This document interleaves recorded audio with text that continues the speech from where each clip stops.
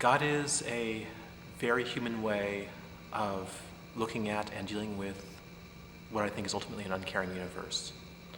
I am an atheist, although when I say I'm a Jewish atheist, people look at me a little strangely sometimes.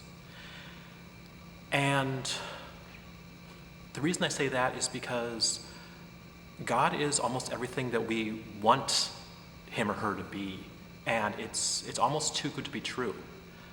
In some ways, God is a little bit like a Nigerian spam message. No, I'm pretty sure that I don't have a couple $1 million in a bank account somewhere in Africa. In the same way, I'm pretty sure that all this is not just waiting for me. I first started thinking about this when, a number of books that I started reading, and one of them was the works of a man named Richard Feynman, he was a scientist. He worked on the Manhattan Project, and one of his last things was he was one of the people who he put together what went wrong with the Challenger mission. And he was a very wise man. And in referring to the sciences, one of his quotes, and this is one I'm very fond of, is, "The first rule is not to fool yourself, and you are the easiest person to fool."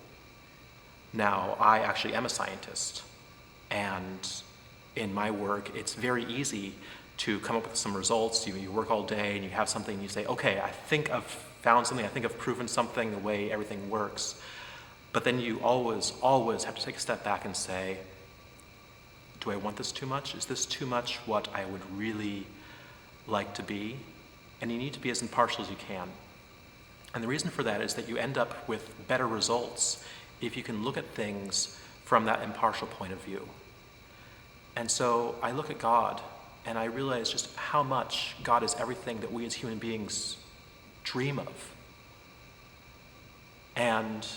But then when you look at the way the world works, and it's a world that has a lot of beauty, but has a lot of cruelty and a lot of suffering. And I just think that odds are that there's not a God over that. I could be dead wrong. In some ways, I hope I am. But I don't think so. I think that what we see is what we have, and that it's our job as both Jews and as human beings to do the best we can with that, to treat others as best we can, because we're not going to get a second chance at this.